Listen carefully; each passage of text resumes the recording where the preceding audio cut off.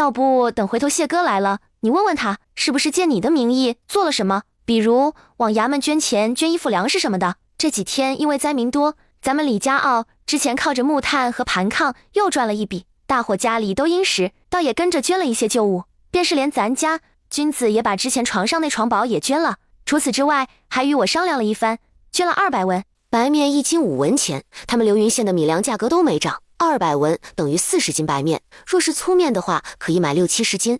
元娘姐，这些都先不放回去了吧？回头让茂才舅舅把这些脱壳了，咱掺和在大米中一起吃。行，不过得留一部分酿酒。菜娘，你不是说来年水灾后还有瘟疫吗？我听说高粱酿的酒挺好的，浓度高的，还可以用来消毒杀菌，就是起到防疫的作用。那要不元娘姐，你这次的高粱米全都用来酿酒？你不知道那瘟疫有多可怕，每天都有人得那病，也每天都有很多人死去。那时候我每天都好害怕，等后来到河东郡，还听说那瘟疫连太医都治不好，最后为了没病的人，也为了云国的老百姓，那些得病的就被集中在一起活活烧死。你看着做主。不过我不会酿酒，你得找人来酿。还有，不是用来喝的话，浓度越高越好。好，元娘姐你放心，回头我们先试着做看看，要是可以的话，咱多买点高粱备用。你说那个地里的迷你房子种粮食什么都快，那我们把酒酿好后也放到那边，可以加快时间吗？放得进去吗？哦对了，你那可以养些鸡鸭什么不？粮食种在房子里都不用阳光雨露，会自动收回种植，所以还是别养鸡了。至于酒，还是别了吧，那地很小，还不够你放几个酒缸。四婶，你在家吗？饭快做好了。哎，好，你大姑回来了，你先回去让你奶多做一些。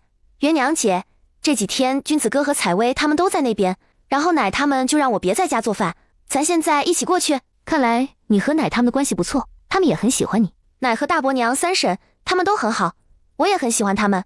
不过我也没白过去吃饭，奶他们喊去吃饭的时候，我就让君子哥带着米面过去了。我不是每天都会在炕边种点菜吗？现在老宅的菜也是我给的。这天晚上，元娘，你这次送苏姑娘回去到哪儿了？外面什么个光景？我这些天听那些灾民说，屋子都压垮了，官府不管，没粮食，连城里都进不去，还说大米和白面1斤都要30-50文，是不是真的？爷，我这次只到流丰县，我们之前一直走官道，也没太看清楚其他地方村落是什么，只是后来流民越来越多，他们还想抢东西，加上夜里要休息，就偏离官道去树林休息。后来要回官道，路过一个村庄，才看清楚是咋回事，房屋什么都埋在雪下面。具体什么个情况我们也不知道，只知道有衙差拿着鞭子驱赶他们。哦对了，还拿绳子把他们绑起来，说让他们体谅一下县令大人的不容易，送他们去有吃有喝之类的地方，然后全都来咱们流云县了。流丰县城里城外差别甚大，那些衙差还和我们索要银子，不给就不让走。陈大人就要走了，也不知道接下来的县令人怎么样，听说是姓许，京城人，可千万不要和流丰县的一样才好，不然这往后可怎么办？爷，谢哥说许县令来此是为敛财而来，接下来咱们怕是日子都不太好过。还有上次我跟他去府城的时候，无意中得到一种据说改良过的红薯，亩产极高。昨儿我回来，他与我说眼下这天气，来年的年景也好不到哪里去，咱们最好种些耐旱的作物。我琢磨要不你出面，让族人等过了年开春就全都种上红薯。元娘，谢秀才真的和你说，接下来年景不好，这地里不种水稻就种红薯。咱们之前挖了那么多池塘，那雪都堆成雪山了，等化雪后，我估计流云河的水位要暴涨，咱们村都有危险。你居然说要种耐旱的作用，别到时候成天下雨才好。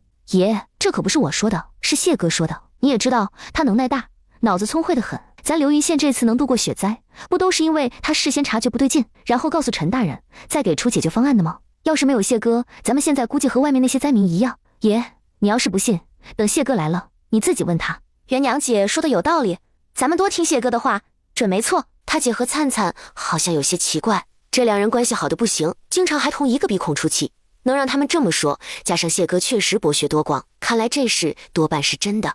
大伯，我总觉得我姐在水云村刘家遭难后气运比较好，人家都说大难不死必有后福。9月那会儿我去走镖时，我姐来送我，说今年的天气冷得早什么的，结果雪灾寒潮，眼下我姐又极力让大伙儿听谢哥的话种耐旱，我估计这是老天爷给的指示，要不咱就听我姐的。爹，你们可以什么都不信，但一定要信元娘的运气，她的面瘫可是在咱流云县很出名，去的人都能跟着沾好运，说来，咱们家也因为元娘回来后日子越来越好，所以要不就都听她的。娘，如今咱家过得也没有往年艰难，要是不放心，那咱多买点粮食放家里，只要够吃明年一整年，那还怕地里会没粮食收？再说红薯虽然便宜，吃多了也烧心，但产量高，这万一真的闹旱，咱不是赚了？别种了稻子，到时候刚灌浆就缺水，回头颗粒无收。三婶，红薯的吃法也不是只有一种，之前听蔡娘说，她听人说过，可以将红薯淀粉做成红薯粉，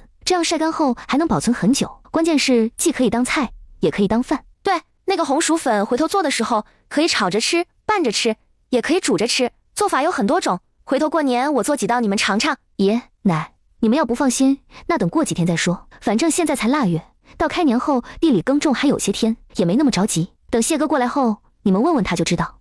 也好。君子哥，你是有什么事和我说吗？灿灿，你知道谢哥和老翟这边分红的事吗？我是说，谢哥是替我代持的。君子哥，你的意思也先前吃饭时说要把木炭分红给谢哥，这个其实只是明面上是谢哥的，但实际是你。之前我走镖回来时，谢哥给我看过他和姐签的文书，上面清清楚楚的写着是替我代持。我问过他怎么会那么好心，他也与我说了缘由以及对姐的心思。灿灿，这事你不知道？不知道，元娘姐没告诉我。君子哥，你是怎么想的？你不要这个钱？灿灿，你说这钱我拿吗？既然是元娘姐的心意，那君子哥你收下吧。元娘姐也不容易，她以前是知道你过得艰难，或许是想帮，但是也不知道该怎么办，所以眼睁睁的看着你小小年纪扛起一切。如今她变了，自己有能力又能帮到你，你收下，对她来说或许能减轻一些她以前的愧疚感。咱只要记住，姐心里其实一直都有你，也是关心你的。往后咱多对她和孩子好一点，别再让她受以前在刘家那样的委屈就好。灿灿，能娶到你是我三生有幸，你放心，我会一辈子待你好的，也会对姐姐和2个孩子好。这银子回头谢哥给我，我就给你保管。只是灿灿，我接下来可能赚不到钱，要委屈你。元娘姐待我的好，众所周知，我估计整个流云县都找不到像她这样好的大姑子，还有爷奶、大伯娘他们其实都很好。穷的时候就不说了，有些事他们力所能及的，能帮都会帮。君子哥，我之前听说咱娘躺在床上那几年，你拜托村里的尤大娘照顾娘，然后每次回来还要给她割点肉、拎些米啥的，对吧？可是我听说咱娘尤大娘照顾的不多，也就是你在的那几天，因为不方便给娘洗澡换衣，尤大娘才会帮忙。但是你走后，她自家老老小小都忙不过来，所以来的很少。可以说这些一直都是奶和大伯娘、三婶他们在做。灿灿，这些你是从哪听来的？华叔的大儿媳妇圆圆嫂子说的。灿灿，我本还想着过2天带你和姐去拜拜爹娘，然后再去尤大娘家一趟。去拜爹娘是应该的，但尤大娘那还是算了。走吧，君子哥，外头冷，你还要温书，我先回去了。若是时间晚，你就歇在老宅，不用赶回去。对了，元娘姐已经回来，明天开始咱在自己家吃饭吧。你明早有想吃什么的吗？我给你做。元娘姐这次带回了很多红薯，要不我明早给你熬红薯粥。你看着做就行，我不挑嘴。走，我送你回去，顺便找姐要些红薯。你要红薯烤着吃？反正有炕，也不用特意烧炭烤。灿灿，你真觉得来年种耐旱的作物好？我和元娘姐都觉得来年气候怕是不会太好，加上谢哥也说不好，所以还是种些耐旱的比较好。还有，君子哥，你有没有想过去府城念书？没有，我就算2月参加县试都不一定能考得上，去府城做什么？在那儿吃喝住样样都要钱。再说我去了你怎么办？去那边念不了多久，还得回来考试，没得瞎折腾。元娘姐，我忘了和你说一件事，也是晚上你们说许大人的时候我才想起来的。那个即将到任的许大人，他特别贪财，来年不是干旱后水灾吗？在那之前有人觉得不对劲，想往外走，然后不是要办理路引，那许狗官一张路引要收2两银子，之后还只允许10天时间，超过10天就得加钱，10天1两，不满10天的按10天算那样。你说我们到时候往外走，总不可能跟我上辈子一样当流民吧？我那是人多，大家逃灾，加上狗官跑了，所以法不责众，没关系。但是咱们提早走的话，就必须要路引，而这玩意儿到时候一个人要花那么多钱，怎么办？我琢磨，要不然等君子县试后，不是4月府试后，你和谢哥带着2个孩子去府城吧。谢哥不是8月要秋闱吗？可以提早过去，还有功名，又是要科考，想来许狗官不会为难他的。到时你在府城租个大院子，咱们就以探亲的名义去，到时候等二嫂出月子后，咱们就去。蔡娘，我爷他们对土地是深爱的，你无缘无故就要他们离开故土是不可能的。他们会离开，只有2个可能：一，灾害来了，他们看得见，或许为了自己和家里的性命，他们才会走；还有一个，像是谢哥中举这样大喜事，谢哥回不来，然后写信让他们过去。或许还有可能，也仅仅是有可能，老一辈节约又爱惜民生，觉得去哪都要钱，与其瞎浪费银子，还可能给谢哥丢脸，倒不如就留在村里，等他哪天回来，到时候再请族人吃饭什么的。另外就是灾害来了，有些固执的人宁愿死在这，也不愿意离开。咱们是要走，但现在急也没用，等吧，等到4月初，我透露些给谢哥，看他怎么安排。毕竟县令换了人，他就算想做什么，肯定也不会像现在这样方便。元娘姐，之前咱和那个曹哥签的文书，在过年前每隔1天就要给他们提供100斤新鲜绿叶菜，后来因为下雪中断，现在天气有所好转，肯定要重新续上。我想你能不能多想想办法，帮我多种一点，咱到时候就用这卖菜的钱给大伙儿办露营和租房子。要不明天把谢哥盖的那个新宅子炕都烧上，到时候在炕边都种上。老宅那边我去和奶说，就说是帮谢哥的忙，药水是谢哥调配出来的，只要老宅将菜种出来，1斤按多少文收。我看曹哥是能耐人，如今到处遭灾，苦的也只是普通老百姓，那些富户照样吃香喝辣，咱多赚点菜钱，留一部分来年用，剩下的拜托曹哥买些粮食什么的，给那些灾民送去。好，正好我也攒了一些，加上平时每天能提供的，应该够用到2月份，到时就不让大伙种了，再以谢哥的名义说不种不收，不给灵泉水就成。可是元娘姐，这样喊全村人种，动静会不会太大了点？有这种秘方，哪怕是谢哥也护不住啊。如果是陈大人做县令还好，偏偏是徐口官，我估计他要是知道，回头会针对谢哥的。算了，还是不用了。不是我不信任老翟和李家傲的人，而是这所谓的秘方调配的水，少一个人知道就多一份安全，不能因为我想多赚钱就拉谢哥下水。蔡娘，不管是现在的灾民也好，往后的闹灾事也罢，咱努力过了，其实也算是救了很多很多的人。至少今年这次雪灾，咱们县不像你说的那样死伤那么多人，对吧？这种天大的恩情，即便别人不知道，老天爷也是知道的。还有很多事不要自己全力揽过来，先走一步算一步。现在想那么多有的没的都没用，咱们应该以不变应万变。再则你大包大揽，好比你说出录影之类的钱，这是不对的。蔡娘，你要记住有句话叫升米恩斗米仇，你做的太多，初时别人会感激，但是慢慢的别人会习以为常。当你往后不再这样了，别人就会埋怨你。等咱们县城外别的地方灾民安顿好，我估计老天爷会给咱奖励。不说别的，就你这灵泉水，说不定会是现在的双倍多。而我，空间或许要扩大，只是我觉得现在空间够大了，没必要一直无限扩大。若是能够给我把外面的地扩大，或者来个地下室就好了。最好是地下室的时间是静止的，而我房子里是流动的。元娘姐，你说有道理，是我想差了，总想我知道那么多事，想让大家跟着避开，也想帮大家的忙，可是我只有一个人，也仅仅有点灵泉水，又不是什么达官贵人、富家千金什么的。现在流云县老百姓能避免伤亡，也有我的一份功劳，算起来也是对得起老天对我的厚爱。元娘姐，咱洗洗睡吧，说不定等我醒来，谢哥他们那边已经有了解决灾民的法子，然后我这灵泉水升级了呢。腊月19，谢彦之带人上门来和李元下定。谢彦之找的兵人是县令陈大人的妻子林氏，陈县令也是跟着一起来了。谢彦之下定的东西粗暴简单，聘金800两，聘饼没有，折算银子60两，下聘首饰暂时也没有，银子代替100两，其余七七八八的东西，像是布之类的，一概没买，折合银子39两，反正最后合起来是999两，长长久久的意思。至于聘金800两，则是他知道当初李元嫁给刘东升的聘金是8两，若不是家产没那么多，他都想给8800万两，这样他觉得自己比刘东升好的可是1000倍万倍，而不是100倍。这大手笔可是震惊了前来围观的人。谁能想到一个和离妇，还是带着2个孩子的女人，改嫁的居然会是个秀才，且得人家那样看重。这银子别说是他们流云县了，就是在新阳府，许多2等富商娶媳妇都未必有他给的多。李元也没想到谢彦之会给那么多，这家伙实在太高调了，都不知道财不露白吗？那么多钱，回头人家说家里困难要来借他，不管借与不借都不好。谢哥，你来年要参加乡试，我琢磨等年后去一趟府城，用这银子置办间宅子，到时候宅子就写我的名字，算是我的嫁妆，你看成不？有了宅子，到时你提前过去也有个落脚的地方。客栈虽然方便，但是吵杂，怕是会休息不好。再者说，若是君子跟征子，或者是咱族里的人，往后都考上秀才了，想要继续往前走一步，参加乡试的话，也都有个落脚的地方，不是？李家妹妹这主意不错，但依我看，府城可以暂且不买。我家老爷说，少安兄弟是有大才之人，若是参加乡试，必定一举得中。妹妹与其在府城买，倒不如去京城。依少安兄弟的能耐，进士也是不在话下的，便是前3甲，或许都可以拼一拼。届时一举高中，就得留在京城翰林院任职。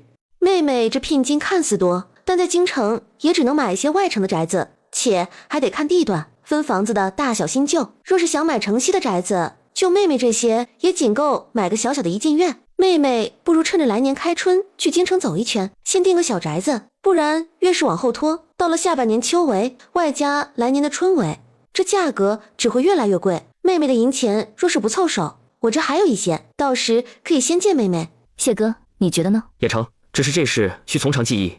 元娘，若是到时候确定去京城买宅子，华叔做主，族里凑50两给你添庄。华叔哪里用得着那么多？我与谢哥有手有脚，若是缺钱，自己可以赚。族里有这心意，我们知道就行了。往常大家嫁女儿如何，咱们就如何，切莫搞特殊。再有，你们若是给那么多，万一谢哥哪天做官后有与他不对付的人，上表奏折说谢哥借着我们要成亲，就让我李氏一族送钱送东西什么的，到时候即便说是添庄，也是有理说不清。毕竟李氏一族不是什么名门望族，也不是地方豪绅，只是普普通通的老百姓，寻常一年到头也只能攒个1-2两银子。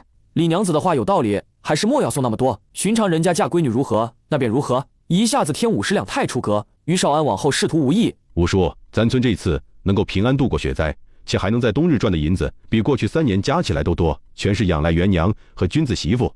这样既然不能添庄，那等元娘出嫁时，她的出嫁酒由咱族里来办。大人，只是帮忙置办出嫁酒的话，应该没事吧？没事。华叔，我表子少安，你可以喊我少安。少安，元娘是个好姑娘，往后也会是个好媳妇。你既然要娶她，往后就好好过日子，切莫因为她和离过就薄待她，不然纵使你日后身居高位，我们也不会善罢甘休。华叔放心，元娘是我倾尽家财求来的，她的好我都知道，会尽自己最大的可能，不让她受委屈的。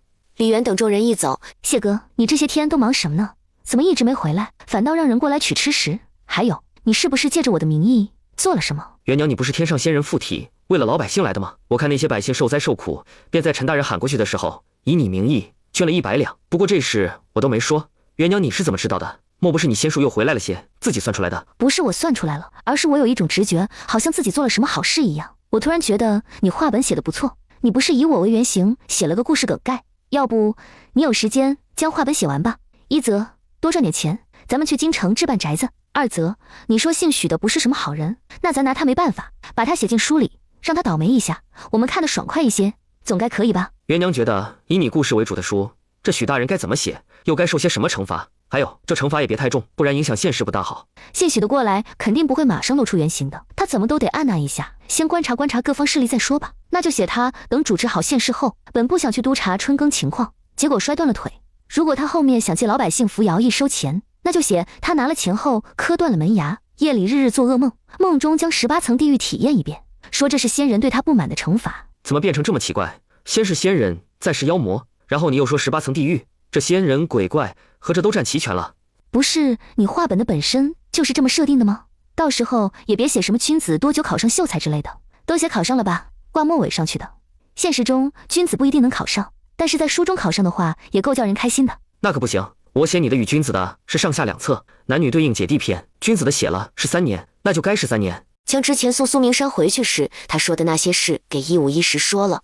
谢哥，依你推断，我爹的死有没有可能是人为的？我娘她会是那个什么侯府姨娘的姐妹吗？人为的可能性不大。就我所知，10多年前从咱们流云县去府城的路上，确实有盗匪出没。后来听说上面派兵来绞杀了，不过也有可能这些盗匪其实一直和官府合作，比如他们后面的人是钱通判，他这个人一直在替上面人做事，虽然不知道具体是哪位，但这些年他确实敛财不少。咱们整个新阳府都服输，他会弄点所谓的盗匪劫财也正常。若是你爹是那种所谓的人为，那便意味他知道你娘在这边，如此也不会轻易饶了你娘和你爷奶等人。对他们来说，随意按点罪名将人弄到大牢中，最后随意找个由头弄死，是再简单不过的事。元娘，王永生那50板子命硬活了下来，不过也去了半条命。这个冬天没大夫没药，就没扛过去，在昨天死了。至于刘梅花，她虽然还活着，但只剩下一口气，在被关后没几天也疯了。那采薇和青纱需要去收尸吗？不用，采薇和青纱既然和他们断了关系，那就和刘家没关系。他们是李家的孩子，日后也是我谢燕之的女儿。当然，怕这事万一传开，对他们往后不好，所以我回来之前就给了1两银子，让子平兄帮忙买副帛棺，将人给葬了。至于葬哪，不用告诉我们。刘梅花既然没死，年后也该被流放了吧？他那个样子都走不了多远就得死，不过这与我们无关，在流放路上死的，也不用再替他收尸。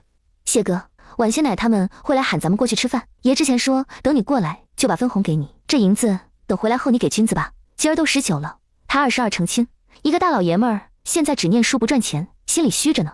好，咱们依合约办事。不过元娘，你要不要等他们成亲后去一趟府城？刚好现在路也好走了，咱成亲日期定在开年的12，这嫁衣什么的自己做来不及，直接买吧。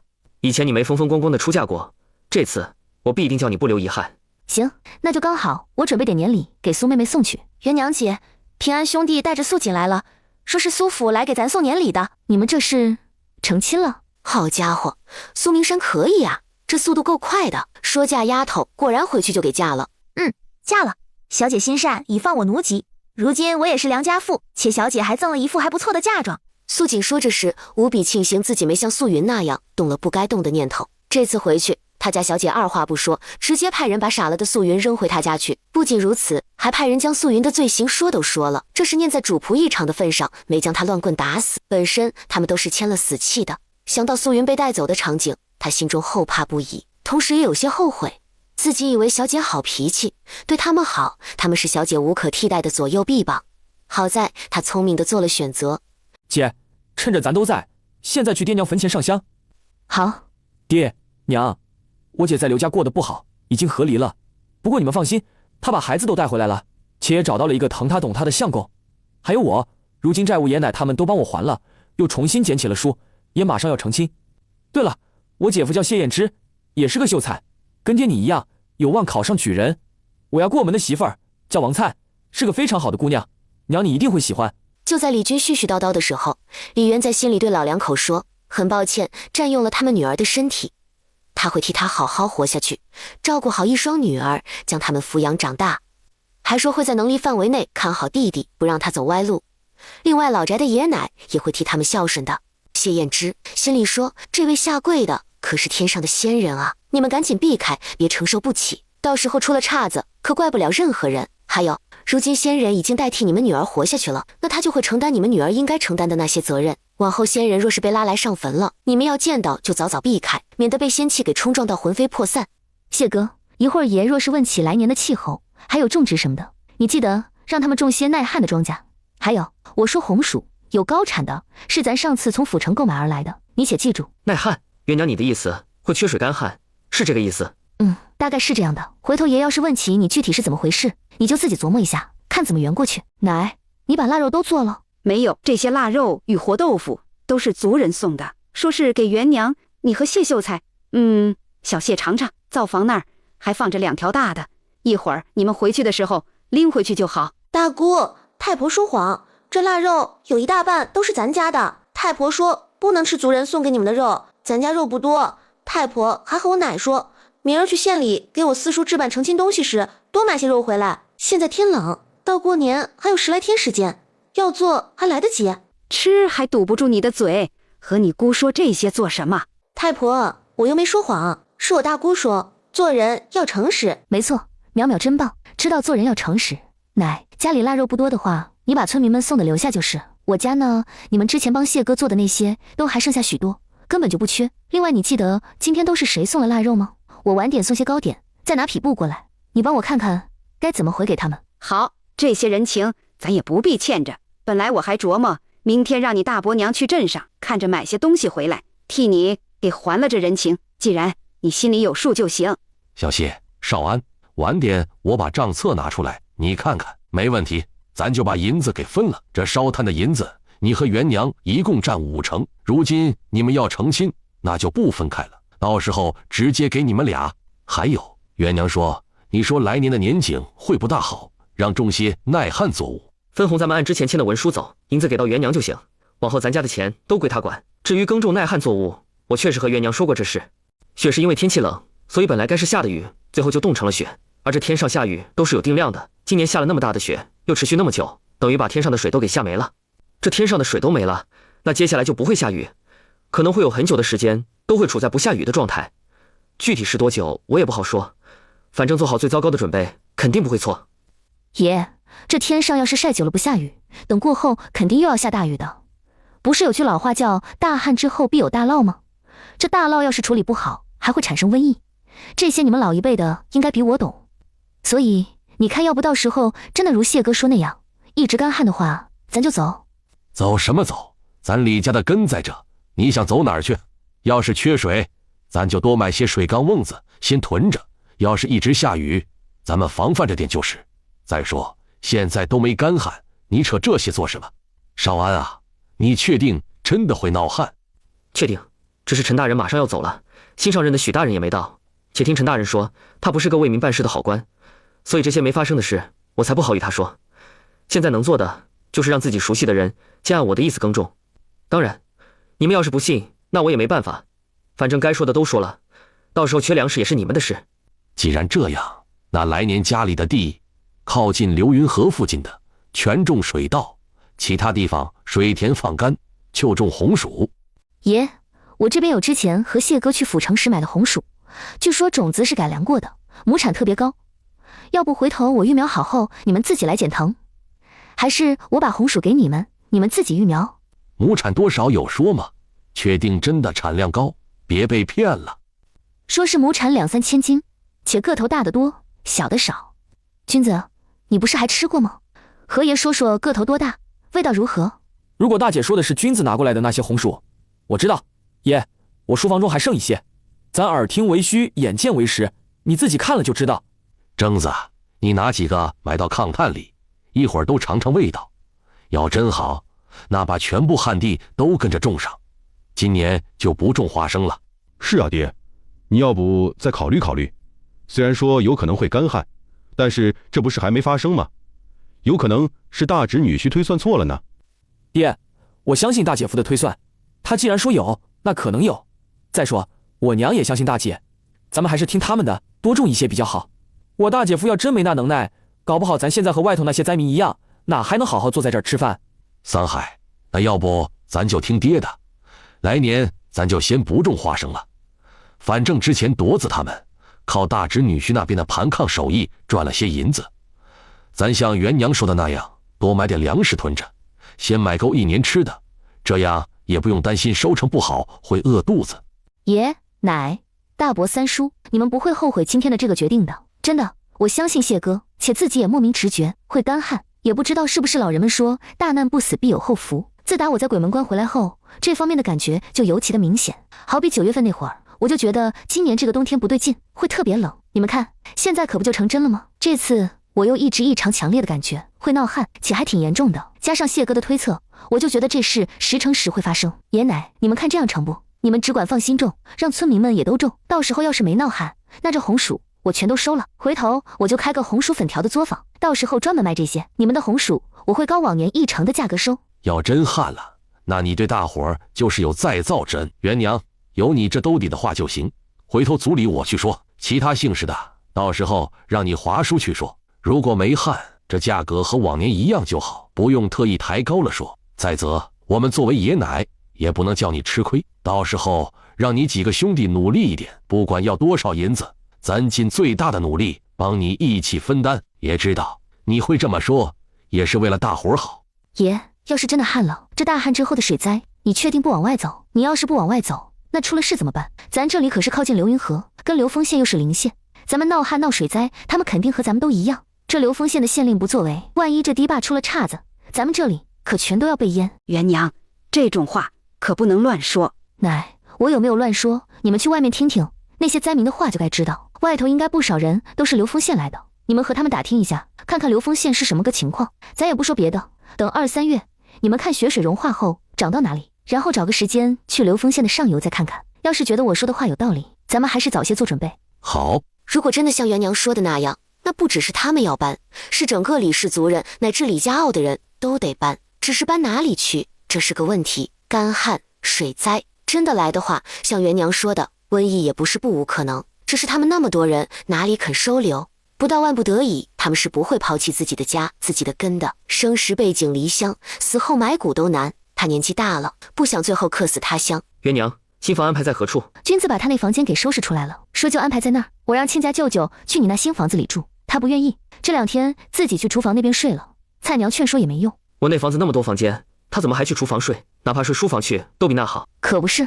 元娘，我是这样打算的，新盖的这个就让君子搬进去住，往后你嫁给我也是住县城里，这边即便有回来夜宿的也少，那宅子空着也是空着，就让君子住进去得了。今晚我先去书房将就一宿，明天咱把他的新房安置到那儿去。现在他那屋就可以空出来给我和亲家舅舅住。你那宅子和水井到底花了多少银子？你应该也听到了，到时候李家傲会被淹，你花了那么多银子也住不了1年。我盖的时候哪里知道这些？元娘真的要溃坝被淹？你觉得我有必要骗你？这种事是可以开玩笑的。我只是难以相信，如果溃坝加上你说的大涝，别说是李家傲，怕是整个流云县都要被淹。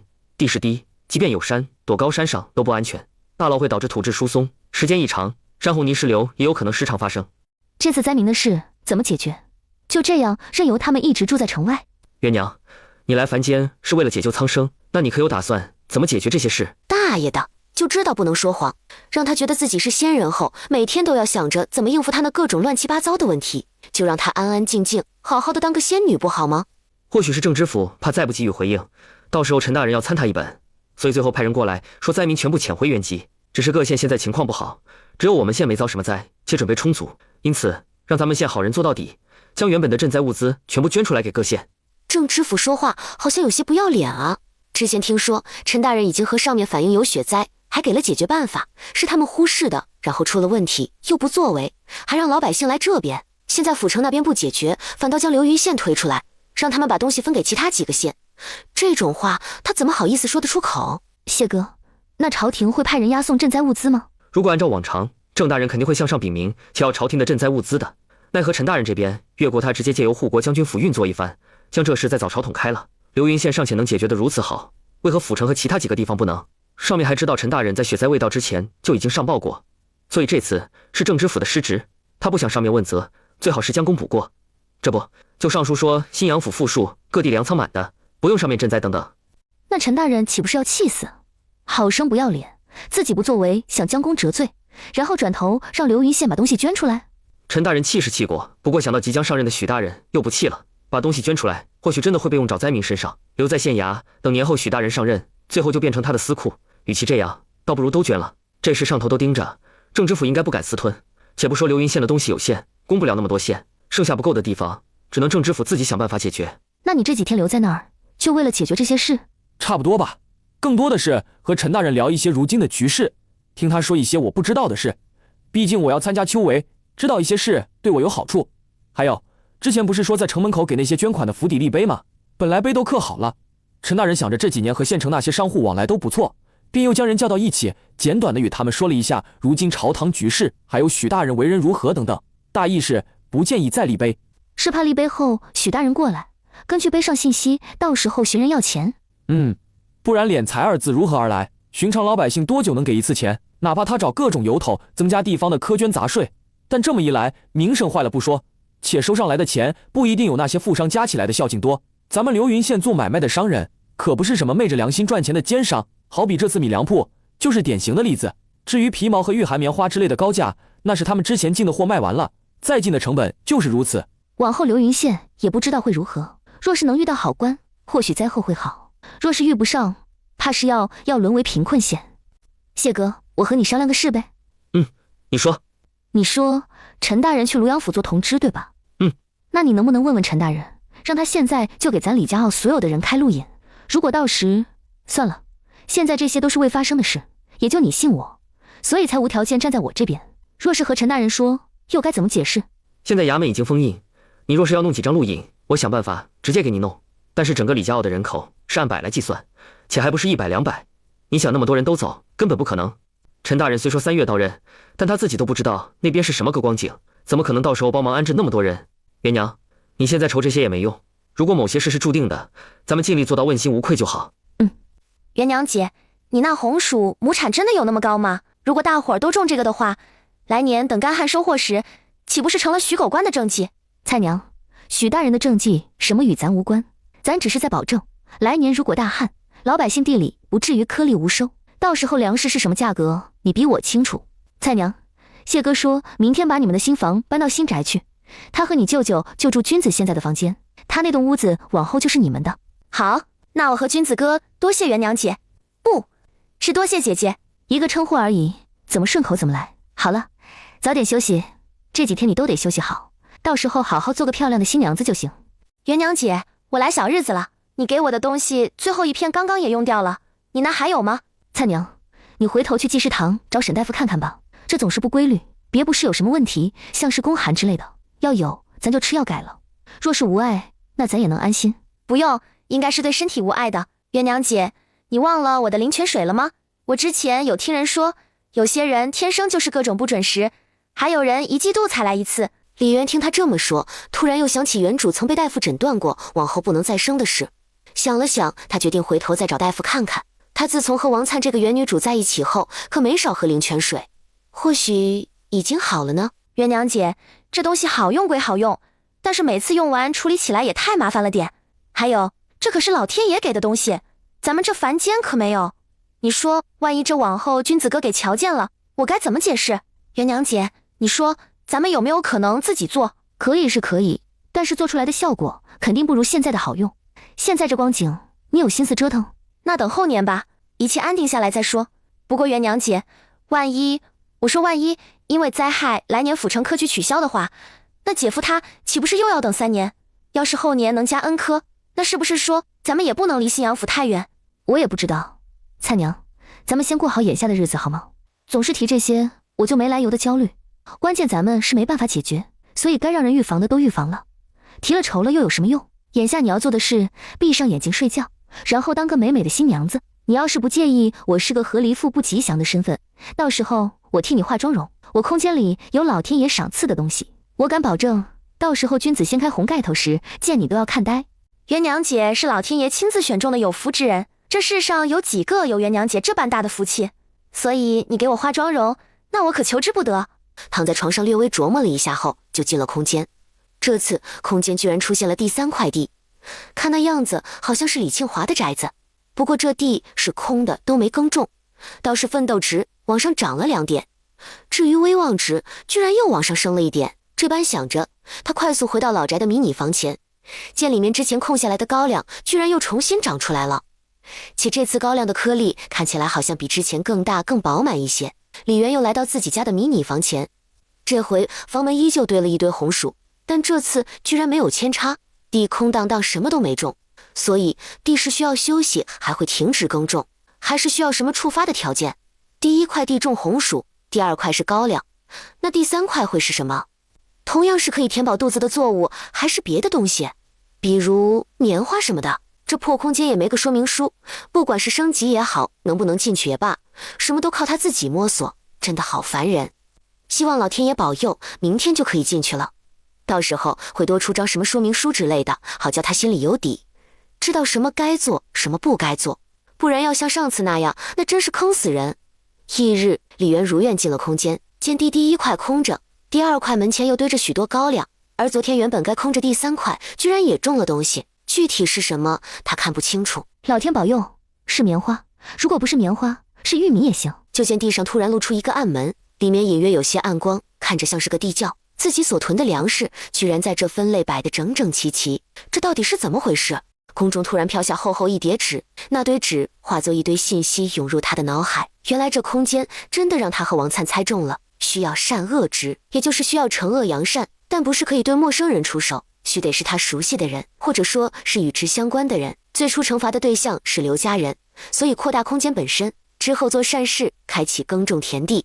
奋斗值是指每块地所属的家庭的勤奋度，每当奋斗值满10个点，就会自动转化成1点威望值，而威望值这一块，则是综合他和他命定姻缘之人的威望，他们做的善事得到大众的认可，便可直接升级1到2点的威望。若是通过科举之类的获得威望，则是要更多一些。举人加5点，贡士加10点，进士15点，探花30，榜眼40，状元直接是50点。满100点的威望值可以逆转气运，之后奋斗值的地也可以脱离出来，不用再与族人息息相关。奋斗值增加威望值，而威望值则是决定地的耕种作物与速度。可以说，空间内这两者是互相成就的。奋斗值所属的地和现在的李家坳一样，只不过都是迷你型的。李家坳有多少户人家，到时候他就有多少块地。这些地小的都不到1分，而大的也就2分，所以哪怕是上百户人家，实则面积也没多大。李元算了算，现在威望值4点了。如果谢延之能考上状元，从举人开始算就有80点，好像也不是很难的样子。但是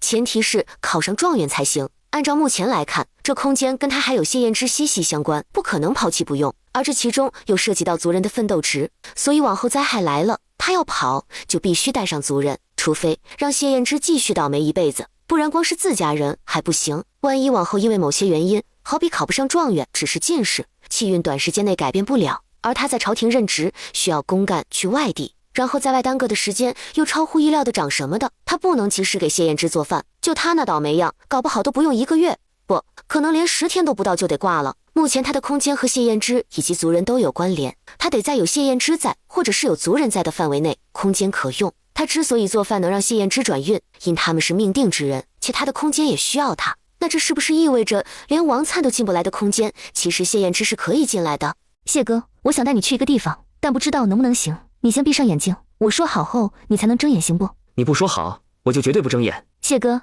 好了。这仙境到底和凡间的铜镜不一样，这么大，这么清晰，这要拿出去，估计都得上供。元娘，这是你的仙府吗？往常你们仙人就生活在这仙府里。是。元娘，这是因为你要来凡间没了仙术，只能借助这些外物吗？不然你不是可以是个仙术解决，又何必这样麻烦？对，我已经没什么仙术了，你知道的，能带你进来就已经是我的极限。谢哥，这仙府我来云国前已经设了禁制，这里的地与我李氏一族的人还有你都息息相关。当然，你若是不与我成亲的话，那和你没关系。不过如今你我已经定下亲事，不久之后就要成亲，故而也与你有必然的联系。元娘，这里的东西全是你耕种的？不是，是地自己会耕种收获。不过这是我到凡间之前设定好的，族人勤劳且积极向上，那我这奋斗值就会跟着增加，而奋斗值每满10点就要换成威望值。这里的威望值与你和我有最直接的联系。你若是想往后转运，我说是不必靠我做的吃食转运的话，这威望值必须满100，其实就是不管是谁，只要是我选中的，威望满100就能在对方身上起到逆改气运的效果。元娘，我好像知道自己为何一天天的倒霉了。此话怎讲？刚才你说这些话时，我脑海似乎有个声音在回响，说我透支气运。透支气运？你不是一直都倒大霉，上哪儿透支的气运？我也不知道，自从10岁中秀才后，我就没好运过，又怎么会透支气运？难道10岁那年不能参加县试？纵观我云国，10岁中秀才其还是领生者寥寥无几，但这不是说就没有。何况史上甘罗在12那年还任秦国宰相，与他相比，我又算得了什么？谢哥，你什么时候觉得自己开始特别倒霉？这期间你有没有做什么事？且这些年也一直在做。没有吧，这些年我唯一不变的就是每日都会看书，不管是什么书籍，我都会涉及一些。谢哥，既然说你透支运气，那肯定真有其事，你还是好好想想问题到底出现在哪儿。谢哥，你是从几岁开始写画本的？你画本中的人物有没有什么共同点？元娘，你的意思我写画本是在透支气运？我没这么说，只是有这个想法。你是什么时候开始写画本的？12、30对某些事懵懵懂懂的，又特别好奇，加上家中银钱不多，而我要走仕途费钱，故而想写点东西，为家中减轻一些负担。所以你12、3岁开始写画本？你这有些事懵懵懂懂的是指对男女之间的事感到好奇，然后又因为家里缺钱，所以开始写那些风花雪月的画本。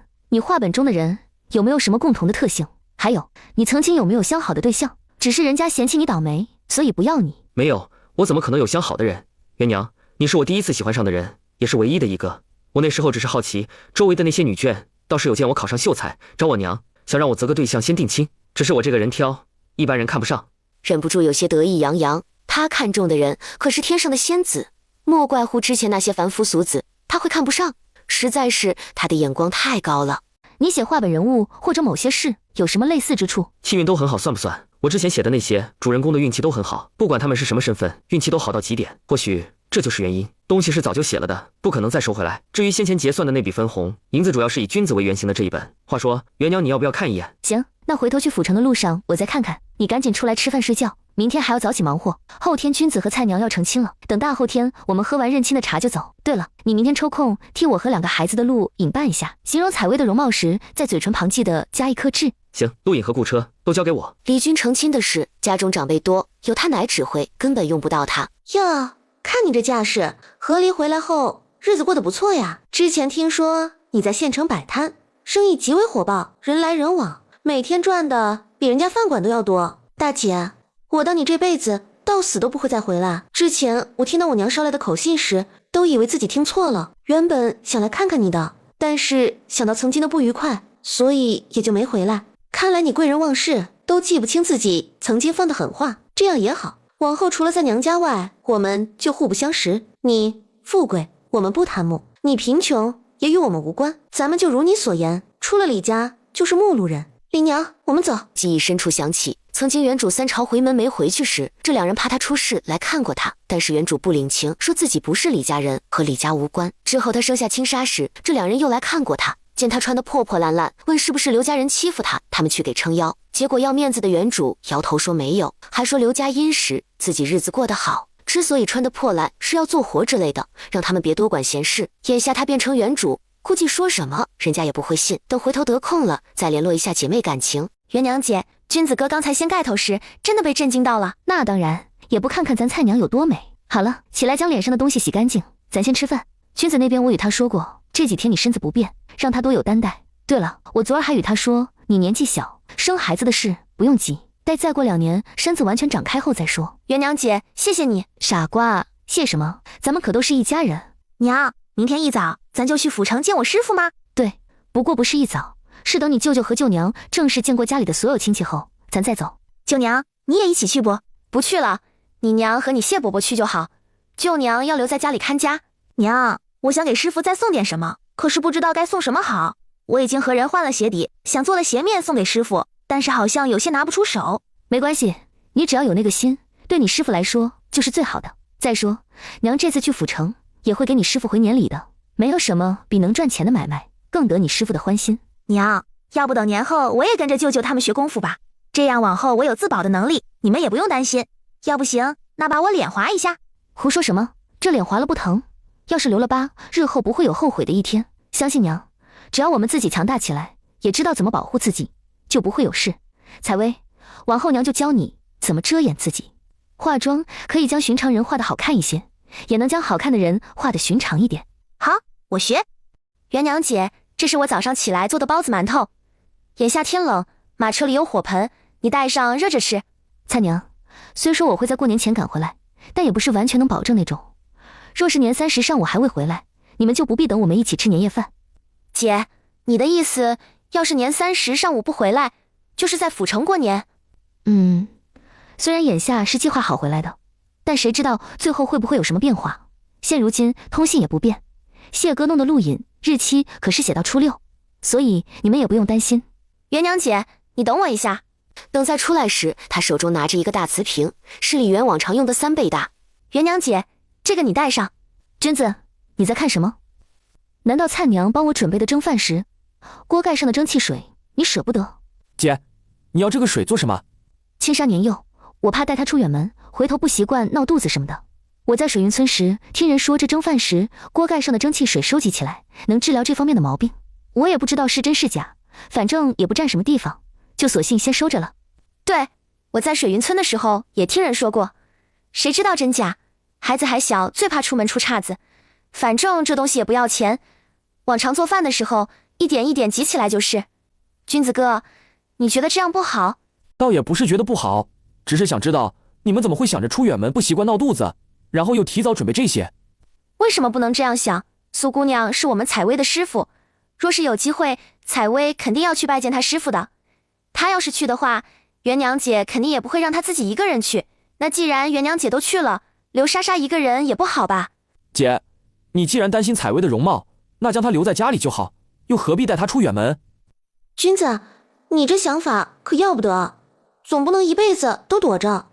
采薇现在这样，你觉得不好？没有不好，知道怎么懂得遮掩自己的容貌，挺好。菜娘，你没和君子说之前我与你说的那些消息？没有，我觉得咱现在也没什么能力，说了也不过是徒增烦恼。姐，是有什么我不知道的事吗？我这次送苏妹妹回去的时候，路上遇到前来接她的朋友。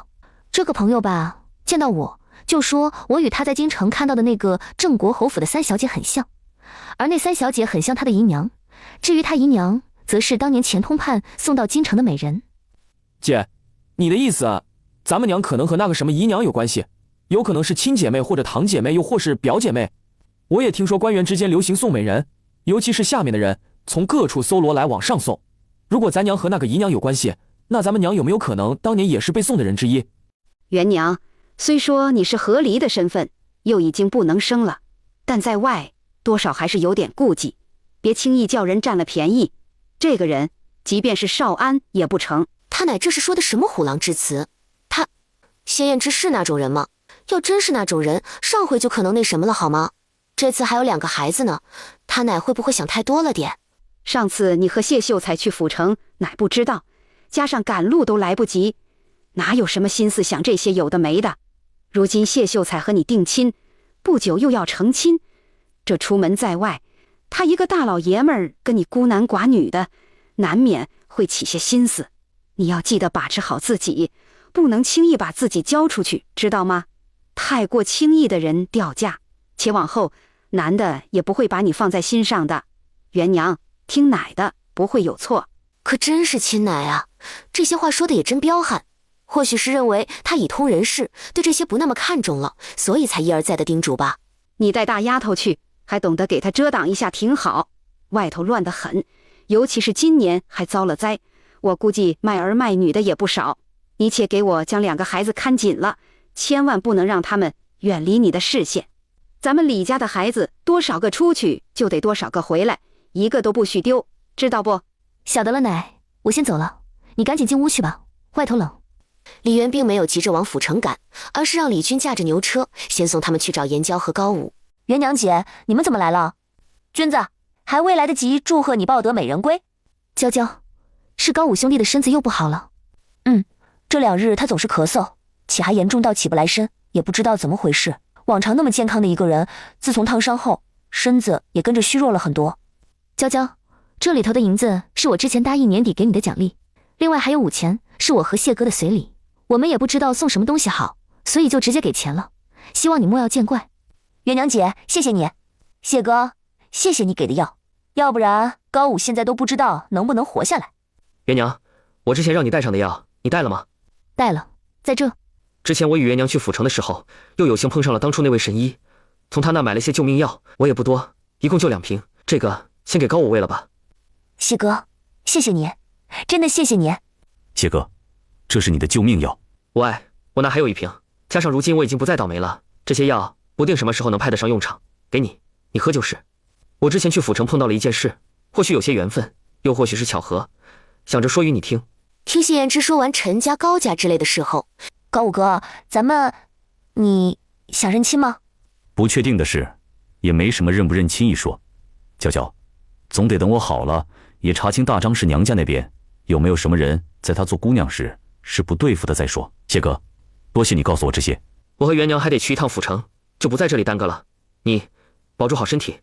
苏明山自从把素云赶走，又把素锦嫁人后，心情舒坦了不少。小姐，秦公子来帖，邀你明儿一起去西城的畅音阁听戏。不去，往后秦府的任何东西不准接下。你们看到秦府的人，全都给我避开。走。是，奴婢这就去门房那边嘱咐一下。小姐，奴婢听说最近祥云戏班出的新戏叫《青云录》，场场火爆，一桌难求。据说和你之前喜欢说书先生说的那个话本是一样的，只不过是改了名。小姐，你确定不去看吗？你说的是主人公叫宋义那个话本，就是姐姐何离带着一双女儿归家的那个。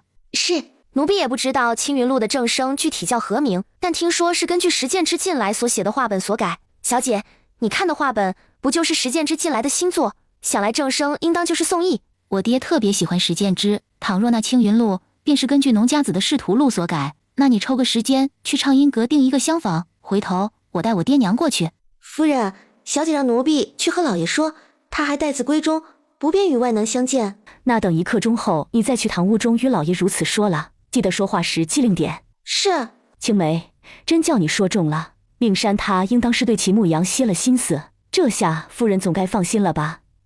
外人都道秦家好，可秦家却不适合我家明山，秦牧阳不是明山的良配。老爷，小姐年底特别忙，根本就不得空。方才奴婢在书房外等了许久，才见小姐通报进入。待她得知奴婢前来所为何事时，便说她是待字闺中的姑娘，不便见外男。苏伯父，明山肯定是对我都有误会，分明之前从外面回来时都还好好的，不可能就这么短短半个月就变了。我母亲送给我的丫头我都没碰，我也和明山保证过，绝对不会碰的。苏伯父，牧阳啊，伯父也知道你人不错，但是这种事你与伯父解释没用，你应该清楚，我们家明山从小就有主意，他的事或者说他决定的事，府上没有任何人能更改得了。他既然忙不见你，那要不你先回去，或许等他忙完放松下来就愿意见了呢。可是明山他孝顺，也向来听伯父您的话。原先你不是说觉得那个姓李的后生不错，然后就让明山招赘吗？也是因为您的话，明山才千里迢迢只带着一个丫头就追在人后头走了。伯父，要不您帮帮我，我跟您保证会一辈子待明山好的。苏元水就差快翻白眼了，他又不是孩子，多到少一个都没所谓的地步，才会把亲生闺女送到秦家那种火坑。他就一个宝贝闺女，凭啥要嫁到秦府去？还甭说，秦府自从不再是商户之后，就自认高人一等，话里话外所提的都是门第之见。他又不犯贱，为何要上赶着去给人瞧不起？牧阳，你也知道，我们府就明山一个孩子，按照伯父的意思是让明山招赘的。你的好伯父清楚，可你秦府子嗣单薄，香火承载都寄托在你身上。明山若是与你一起，不管生几个都不可能跟我苏府姓。便是你愿意，你父母亲只怕也不愿意。再则，你们好不容易摆脱商户身份，你又要科举，他们岂能容你娶商户之女？我父亲答应过我，若是我考中进士，便可自由择妻，他不会干涉。你到底是想得过于天真，你父亲不过是暂缓之计罢了，犹如你母亲这样。到时你若是要娶明山，你母亲去上吊，你还真不顾你母亲的死活不成？你和明山是有缘无分，不若就这样也挺好，至少都曾在彼此心中留下最美好的记忆。府城中与明山交好的姑娘没几个，他也不知道该找谁去帮他劝说。哎，愁煞人！前面马车里，苏明山的李姐姐，你停下马车。娘，好像有人在喊你。莫看，我与你说。为何不能看？我认出声音了，是上次去流丰县接苏妹妹的公子秦牧阳。是我所想的那个秦家人。那更不能停下了，咱们目前还是少与他们有接触为好。怎么回事？为什么不停下来？他确定自己的眼睛没花，那马车里坐的就是明山喊李姐姐的妇人，难不成这两人的交情流于表面，其实关系不大好？那他要不要回头找个机会和明山说，别轻易相信外人？什么姐姐长姐姐短的，人家压根没将他当一回事。元娘，郭掌柜已经回府城来过年了，我刚才顺道去他那要回了地契。之前你说会干旱，那这些地你看着处理。这地就在这城外，且有30亩。都是上等水田，你看是留着继续耕种，还是脱手卖了，都随你。往后咱家你当家做主。这些地都是垫出去了，既然垫出去，那就这样吧。来年府城这边倒不至于像流云县那样，虽然干旱也下雨，但总体还是好的。这样，等真的干旱了，你与佃农说，免他们1年租钱。不过你得琢磨好，要不要让他们也跟着种耐旱的红薯。行，那就留着不卖。回头我让佃农多种红薯，咱不用你提供的那个，就是下普通的那个红薯。倒是说，只要他们种出来，咱们就收，价格不会比粮商收购的便宜。你拿主意就好。谢哥，在马车进城之前，你说关于我的画本快写完了，你没给郭掌柜吧？你把画本给我，我看看。还有，咱先不赚这个钱，我估摸你这气运都要透支没了。月娘，我的气运和写书没关系。没关系？你怎么知道没关系？我把画本给郭掌柜了，这会儿他估计在校对。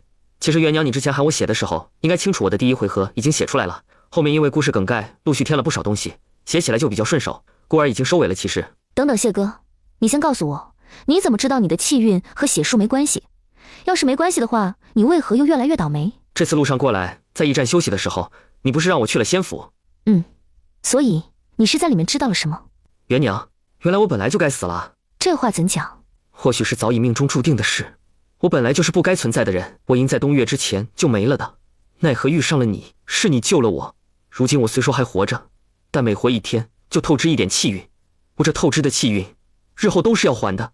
元娘，倘若离开你，我便活不下去。于我来说，每天都是人生的最后1天，所以我会格外珍惜。娶你，外人都说我亏，可我知道亏的是你，没有你，我根本活不下去。如今我多活1天，就亏1点气运，这气运1点，我就得救100人。按理我多活了2个多月，应当亏欠70-80点。然而之前的雪灾，咱们流云县有10多万人，不说当时全部人遭灾，但5、6万还是有的。这一扣除，故而我如今还道歉着。李元根据他的话，终于理清了是怎么一回事。他本来该死了，还是倒霉死的。具体为何这样，书中虽然没提，但或许是设定就是如此。而本不应该活下来的人，因为他的存在，所以活下来了。只因他自己本身，或者说原主这个人，也是个不该活下去的。但他的穿书又带着空间，所以算是特例。谢燕之也是特例。所以他这个特例的人做出来的东西能帮到特例的他，或许他能进空间，而王粲不能，也有这个缘故。他那气运和他空间的威望值也有挂钩。或许是老天让他带空间穿书的最终目标，就是为了救更多死在各种天灾中的老百姓。在这封建的古代，单靠他一个妇道人家能做到的有限，但谢燕之不一样。好比之前那次雪灾，他和王粲不可能去衙门说有雪灾有寒潮，让县令着人准备什么的，因为即便他说了，没人会信不说，或许还能给自己带来杀身之祸。可谢燕之不同，他做到了。那来年的旱灾还好，不过是半年不下雨什么的，但那水灾和瘟疫，或许他也能帮到更多。空间里威望值满100的奖励，其实是专门为他设置的，而不是他想给谁就给谁。那个需要族人奋斗值的地才属于他，威望值满了，地也能脱离族人，真真正正的属于他。空间也不会有那么多的限制，否则空间虽是在他身上，但他要是不救人不管人，等同于废物。所以老天爷不会平白无故给金手指，便是给他选择的对象也是有限制的。他还记得谢燕之与他说过，他想往后做个地方父母官，想造福一方百姓，原来是要心系百姓才行吗？想着这些，李渊又突然想起采薇来。这丫头在以王粲为女主的书中，也不知道具体是生是死，她或许不是属于天灾中死去的百姓，看来得多看顾点才行。至于青纱，是天灾中没了的，死在逃荒的路上，因此倒是不必担心。冤娘，就算是你后悔想嫁给我，但我还是想娶你。我娶你不仅仅是因为想活下去，我是真的先被你所吸引的。我也不知道自己为什么会喜欢你，本来一直都觉得你不错，但是那天晚上看你给馄饨调汁的时候，不知不觉看迷了眼，觉得你的举手投足之间都带着飘逸的灵动，特别的优雅。我的心在那一刻根本不受控制，扑通扑通跳得特别快。来，堵住嘴，好端端说这些做什么？谢哥，趁着天还未黑，你先帮我写张拜帖，出门找个人帮忙送到苏府去。我答应采薇，明天下午带她去苏府。冤娘，那咱的婚事照常进行啊。怎么，你不愿意？没有，我怎么会不愿意？娶你可是我梦寐以求的事。那冤娘，我先去写拜帖了。这天晚上，他和谢燕之再次来到空间。谢哥，你仔细看看这块地里的东西，看着像什么？怎么这么多天了都没个动静？你这每次进来都为了看这块地是什么？对，冤娘，你下去看看。还是来到地窖内，看到便是6大袋新鲜玉米棒，还有3小袋已经晒干的玉米粒。谢哥，你之前看的时候，这里就有这些了？不过只有一半，这多余出来的怕是新收的。谢哥，那地才2分，就出了这么多粮食，这要一直种下去，我觉得自己都不用囤了。往后咱就靠这些，能养活整个李氏族人。